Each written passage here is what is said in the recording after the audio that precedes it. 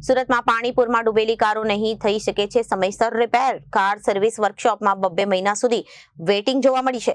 વાપીથી લઈ અમદાવાદ, સુરત અને સુરત સુધી કાર સ્પેર પાર્ટ્સની અછત સર્જાઈ છે. કાર સ્પેર પાર્ટના કબાડી બજારમાં પણ 25 થી 30% સુધીનો ભાવ વધારો જોવા મળી રહ્યો છે અને ભાવ વધારો આપવા છતાં સ્પેર પાર્ટ્સની અછત જોવા મળી છે. સરેરાશ 2000 મળતા પાર્ટ 3000 સુધી વેચાઈ રહ્યા છે. વાપીથી લઈને સુરત અને અમદાવાદ સુધી કાર સ્પેર પાર્ટ્સની અછત જોવા મળી. કાર સ્પેર પાર્ટ્સના કબાડી બજારમાં પણ 25% થી 30% સુધીનો ભાવ વધારો આપવા છતાં સ્પેર પાર્ટની અછત જોવા મળી. સરેરાશ 2000 મળતા પાર્ટ 3000 સુધી વેચાઈ રહ્યા છે.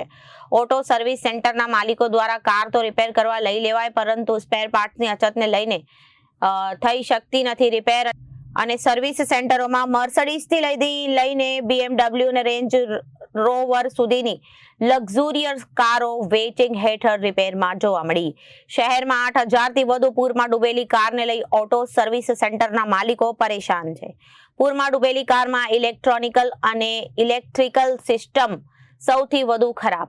એસી પેનલ અને AC module, engine control module અને બોડી કંટ્રોલ મોડ્યુલ અને BCM sensor, alternator, car starter અને airbag module, auto gear module, music system અને અન્ય ઇન્ટિરિયર પાર્ટ્સની સૌથી વધુ માંગ અને અછત જોવા મળી. લોકોએ દિવાળી સુધી કાર વગર ફરવું પડે તેવી પરિસ્થિતિ વ્યાપી છે અને વાપીથી લઈ અમદાવાદ સુધી પૂરમાં ડૂબેલી કારો 2 મહિના સુધી નહીં થઈ શકે રિપેર. સમગ્ર ગુજરાતમાં નવા પાર્ટ્સની મોટી અછત. ઓટો સર્વિસ ડીલરો અન્ય રાજ્ય, મુંબઈ, દિલ્હી, મધ્યપ્રદેશના ડીલરો પાસેથી પાર્ટ્સ મંગાવી રહ્યા છે. વરસાદના કારણે અન્ય રાજ્યોમાં પણ સમયસર પાર્ટ્સની ડિલિવરી મળતી નથી. આપનું નામ? પરેશભાઈ દેવાણી. હું જલારામ ઓટોમોબાઈલ્સનો ઓનર છું.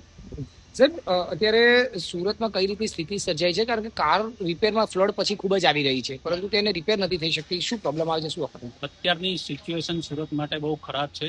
ઇવન અમદાવાદ અને વાપી માટે પણ આ જ સિચ્યુએશન ઊભી થયેલી છે કે હવે ઇલેક્ટ્રોનિક પાર્ટ્સ નથી અવેલેબલ અને કાર્સ બહુ બધી ડૂબી ગયેલી છે. એટલે કસ્ટમરને તકલીફ અત્યારે સૌથી મોટી એ છે કે હવે કાર 2 મહિના સુધી નથી મળી શકતી.